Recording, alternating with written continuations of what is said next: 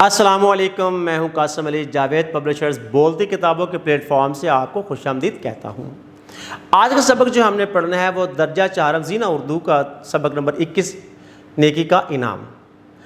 جب بھی ہم کسی کے ساتھ بھلائی کرتے ہیں، کوئی نیکی کا کام کرتے ہیں تو وہ ہمارا رائے گاہ نہیں جاتا، ضائع نہیں جاتا۔ خالق کائنات ہمیں اس کا ریوارڈ ضرور دیتا ہے، اس کا صلہ ہمیں دنیا میں ضرور ملتا ہے، کہیں نہ کہیں سے ہمیں ایک اچھی جو ہے وہ خبر مل جاتی ہے، ہمارا کوئی پھنسا ہوا کام جو ہے وہ بن جاتا ہے، ہماری کوئی پریشانی دور ہو جاتی ہے، یا ہمیں اس کا انعام کسی جو ہے وہ اچھے صلے میں مل جاتا ہے۔ تو چلتے ہیں اپنے سبق نیکی کا انعام۔ نیکی کا انعام۔ رب کائنات بہت بڑی رحیم ذات ہے، وہ اپنی مخلوق کو بھولتا نہیں ہے۔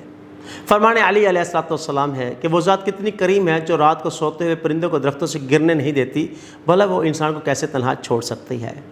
یعنی اللہ تعالیٰ انسان کو کبھی بھی بھلاتا نہیں ہے، وہ اس کے اعمال کا اجر و ثواب اسے دنیا میں بھی دیتا ہے اور آخرت میں بھی اس کا اجر و ثواب ملتا ہے۔ تو چلتے ہیں اپنے سبق کو پڑھتے ہیں کہ اس میں ہمیں کیا کیا جو ہے وہ واقعات ملتے ہیں۔ کئی سو سال پہلے دریائے سندھ کے کنارے ایک گاؤں آباد تھا۔ اس گاؤں میں ایک غریب لڑکا رہتا تھا جس کا نام سچل تھا۔ وہ اپنی گزر بسر کے لیے ایک مچھیرے ڈنو کے پاس کام کرتا تھا اور اس کے لیے مچھلیاں پکڑتا تھا۔ سچل نے ایک دن ایک نہایت خوبصورت رنگ برنگی مچھلی پکڑی۔ سچل نے جیسے ہی مچھلی کو ہاتھ میں پکڑا تو مچھلی بول اٹھی، ارے بھائی، میرا دم گھٹ رہا ہے، میں مر جاؤں گی، خدا کے لیے مجھ پر رحم کرو اور مجھے واپس دریا میں چھوڑ دو۔ سچل مچھلی کی آواز سن کر ڈر گیا اور ادھر ادھر دیکھنے لگا کہ یہ آواز کہاں سے آئی ہے۔ مچھلی نے سچل سے کہا، گھبراؤ نہیں، یہ میری آواز ہے۔ سچل کو مچھلی پر رحم آ گیا اور اس نے مچھلی کو واپس پانی میں چھوڑ دیا۔ سچل نے مچھلی کو ابھی پانی میں چھوڑا ہی تھا کہ ڈینو نے اسے دیکھ لیا۔ ڈینو اس بات پر ناراض ہو گیا اور اس نے سچل کو نوکری سے فارغ کر دیا۔ سچل بے حد پریشان ہوا کہ اب وہ اپنی اور اپنے گھر والوں کی ضروریات کیسے پوری کرے گا۔ اسی پریشانی میں وہ گھر کی طرف چل پڑا۔ راستے میں ایک آدمی ایک موٹی تازی خوبصورت گائے لیے جا رہا تھا۔ اس آدمی نے سچل کو دیکھا تو اس کے پاس آ کر بولا، کیا ہوا، تم کیوں پریشان ہو؟ سچل نے اس آدمی کو ساری بات بتا دی۔ آدمی نے سچل سے کہا، تم یہ گائے رکھ لو، 3 سال بعد میں تمہارے گھر آؤں گا اور تم سے 3 سوال پوچھوں گا۔ اگر تم میرے تینوں سوالات کے صحیح جواب دے دو گے تو یہ گائے ہمیشہ کے لیے تمہاری ہو جائے گی، اور اگر تم میرے سوالوں کے جواب نہ دے سکے تو میں اس گائے کے ساتھ تمہیں بھی اپنے ساتھ لے جاؤں گا اور تم ہمیشہ میرے غلام بن کر رہو گے۔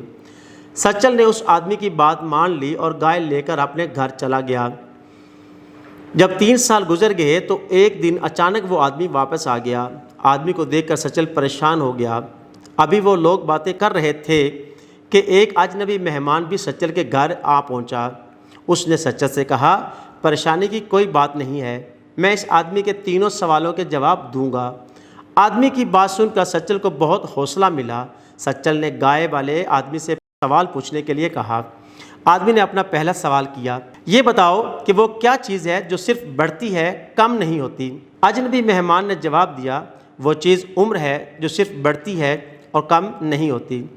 آدمی نے دوسرا سوال پوچھا، اس چیز کا نام بتاؤ جو ہاتھی سے زیادہ بڑی ہے لیکن روئی سے زیادہ ہلکی ہے۔ اجنبی مہمان نے جواب دیا، وہ چیز ہوا ہے جو ہاتھی سے زیادہ بڑی ہے اور روئی سے زیادہ ہلکی ہے۔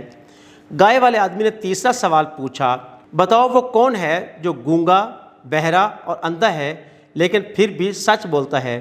اجنبی مہمان نے جواب دیا کہ وہ آئینہ ہے جو گونگا، بہرا اور اندھا ہونے کے باوجود سچ بولتا ہے۔ آدمی کو بے حد غصہ آیا لیکن وہ کچھ نہ کر سکا اور بالآخر واپس چلا گیا۔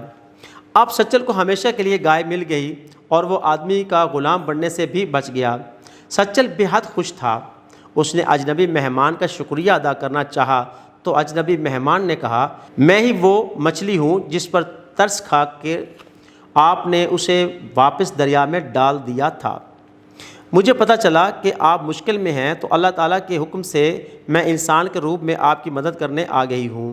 میری دعا ہے کہ اللہ تعالیٰ آپ کو ہمیشہ خوش رکھے۔ سچل اور اجنبی مہمان نے ایک دوسرے کو الوداع کہا۔ سچ ہے کہ نیکی کبھی ضائع نہیں ہوتی۔ کوئی بھی سبق پڑھیں تو اس میں کچھ الفاظ ایسے ہوتے ہیں جن کے معنی ہمیں درکار ہوتے ہیں یا ہم ان کے معنی نہیں جانتے۔ اس سبق میں بھی کچھ ایسے الفاظ ہیں جن کے معنی جاننا بہت ضروری ہے، تو چلتے ہیں الفاظ کے معنی کی طرف۔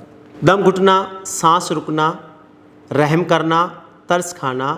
اجنبی، وہ شخص جس سے جان پہچان نہ ہو۔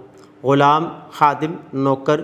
مچھیرا، مچھلیاں پکڑنے والا۔ حوصلہ ملنا، ہمت ملنا۔ بہرا، جو سن نہ سکے۔ الوداع کرنا، رخصت کرنا۔ ویڈیو دیکھنے کا بہت بہت شکریہ۔ اپنا بہت سارا خیال رکھیں، جڑے رہیں بولتی کتابوں کے ساتھ۔